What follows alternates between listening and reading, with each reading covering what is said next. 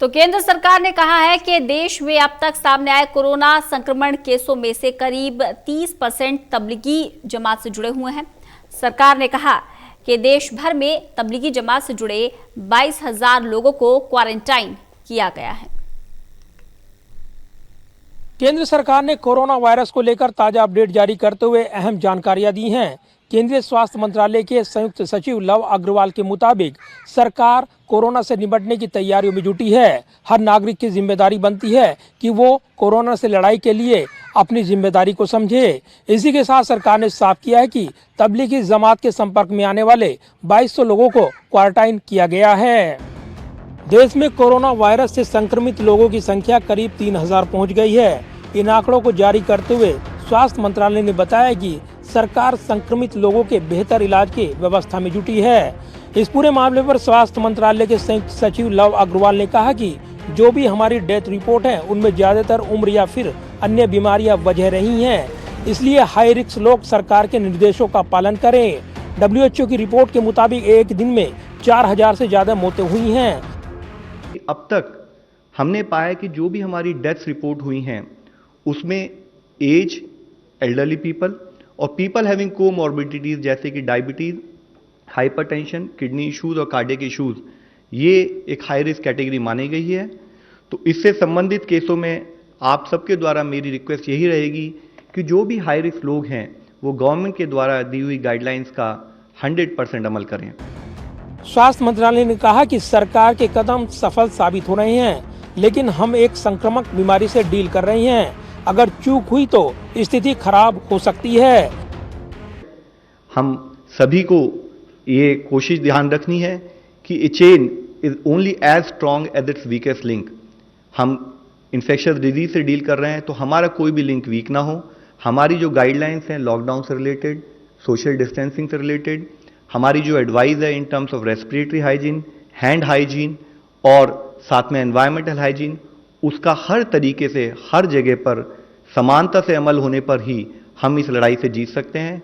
हमें आज ज़रूरत है कि हम इन्फॉर्म्ड रहें, हम जागरूक रहें, हम पैनिक ना करें, लेकिन हम करेक्ट न्यूज़ को समझते हुए उसके हिसाब से जो जो प्रिकॉशंस हमें लेनी है उसके तहत हम कार्य करें, तभी हम इस लड़ाई से जीत सकते हैं। साथ ही स्वास्थ्य मंत्रालय के संयुक्त सचिव लव अग्रवाल ने कहा कि 17 राज्यों में तबलीगी जमात से संबंधित लोगों में 1023 लोग कोरोना पॉजिटिव पाए गए हैं। सरकार ने कहा है कि कुल मामलों में 30% एक जगह से संबंधित है। इसलिए हमें हर लेवल पर एक ही प्रयास करना चाहिए कि मिलकर काम करें और कहीं चूक न होने दें। इसी के साथ स्वास्थ्य मंत्रालय ने जानकारी दी है कि 9% कोरोना के मरीज 0 से 20 साल की उम्र के बीच हैं, जबकि 42% 20 से 40 साल के बीच, 33% 40 से 60 साल के बीच और 17% मरीज 60 साल के ऊपर के हैं। लिहाजा यहाँ पर सरकार बार बार कह रही है कि वो अपनी जिम्मेदारियां समझें। कोरोना को लेकर आगाह करते हुए सरकार ने कई दिशा निर्देश जारी किए हैं। 9% cases are between 0 to 20 years of age, 42% cases are between 21 to 40 years age, 33% cases are between 41 to 60 years of age and 17% cases are above 60 years. स्वास्थ्य मंत्रालय के संयुक्त सचिव लव अग्रवाल ने प्रेस कॉन्फ्रेंस में कहा कि कोरोना के खिलाफ मिलकर लड़ाई लड़नी है। एक्शन प्लान को लेकर गाइडलाइन जारी की गई है।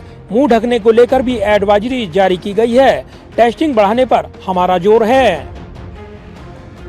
इसी के साथ गृह मंत्रालय की संयुक्त सचिव पुण्य सलीला श्रीवास्तव ने बताया कि करीब 22,000 तबलीगी जमात के कार्यकर्ताओं और उनके संपर्कों को बड़े पैमाने पर प्रयास से क्वारंटाइन में रखा गया है।